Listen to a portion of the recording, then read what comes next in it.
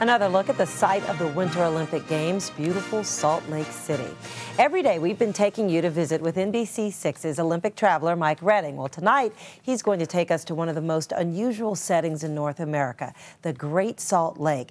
And Mike, I can't believe this, that there's so much salt in the water that literally it won't freeze. Yeah, there are parts of it that are so salty that it just will not freeze over. You know, you throw salt on the road, it melts the ice. Salt in the water keeps it from freezing. Now, this is called a terminal lake, meaning the water has no outlet. The only way water can escape is through evaporation, leaving behind, get this, 4.5 billion tons of salt. The Great Salt Lake sits on the edge, going completely unnoticed to the 2002 Winter Olympic Games. The Winter Olympics, only 7 miles from here, and if you don't stop and see this, the Great Salt Lake, you've missed one of the most amazing geological features in all the Earth.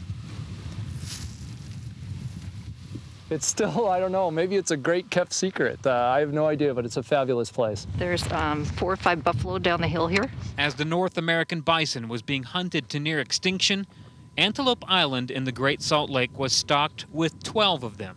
That was 1893. They're the #1 thing people come to this island for. Today, they number 700. We've got one of the largest publicly owned bison herds in the country.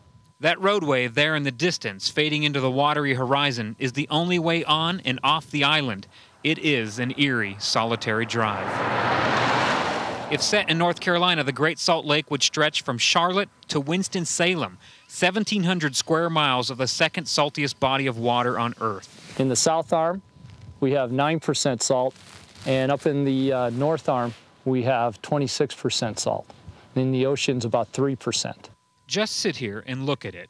It's unlike anything you will see anywhere else, period. There is not a single day in 14 years that I've ever regretted getting up and going to work. I mean, you know, think about it. Oh gee, I got to come here every day to go to work. It's amazing. Absolutely amazing. Had a great job. Not a bad job at all. Now, interesting about this lake is its average depth is only 13 feet. It's on a very flat basin, so when the snowpack, if it's a heavy enough snowpack in the mountains over the winter and it melts suddenly in the spring, it literally can change the width and the length of that lake by miles. The lake can grow that far when the snowpack melts in the spring. We're live in Salt Lake City. Mike Redding, 6 News. All right, very interesting. Thank you, Mike. We'll see you in a few minutes. But first, here's a look at what events will be featured.